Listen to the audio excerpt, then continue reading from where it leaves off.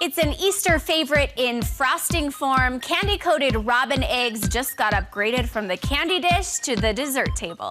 The Sweet Tooth Fairy, Faulkner Brown, is here to show us how to recreate that dainty speckling we know and love. I just hope it's not quite as addicting as the little robin eggs that I seem to eat way too many of. I know, it's a problem, especially since everywhere you go now for the season, they're just on every shelf. But they're so cute, they're even cuter in this medium. Yeah. So I think it works. So here's the thing. It's actually really simple to do. Okay. So once you have your cake frosted. And is this just what kind of frosting? So this actually is a strawberry frosting. Okay. And there's fresh strawberries in it, so there already is some kind of speckling happening. Okay. But like for instance with this other cake, this was just a vanilla frosting that I dyed a light pastel mint color. So it doesn't really matter. You could use a buttercream frosting or a cream cheese frosting or a fresh strawberry frosting. You're just creating your base layer of that frosting. Yeah, so, and one tip, just if you are going for like a smoother looking frosting,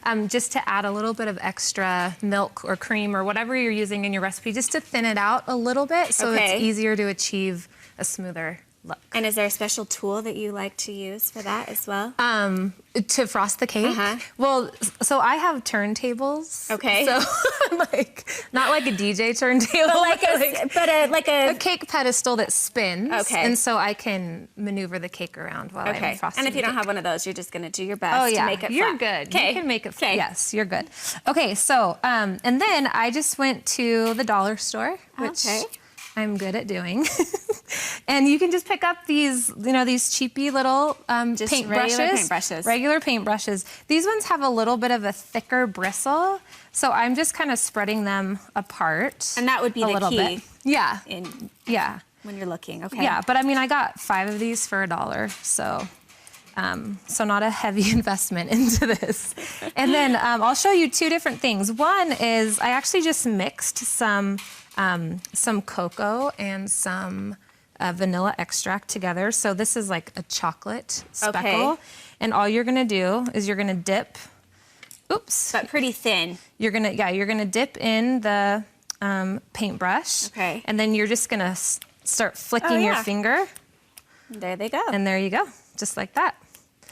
And so I also brought some food coloring, and then I just added a little bit of extract in there just to kind of help. And does it matter whether you use gel food coloring or liquid food coloring for this? No, I actually think you could use liquid just straight.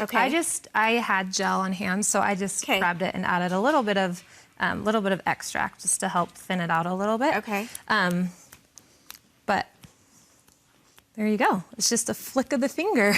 You just flick it onto, flick your finger onto the base of the paintbrush. Easy enough. Yeah. And if you don't have a cake and you decide to do cupcakes, you brought the version on cupcakes, which look adorable as well with a speckled egg on top. Yeah, and it's fun too. And I think if you're not a malt ball fan, I found these cute jelly beans that have the kind of same speckled look. So you could use some jelly beans to accent your treat. Or it all speaks Easter. So do the treats at Sweet Tooth Fairy. How many locations do you have now? There's 9. Oh my goodness. Okay.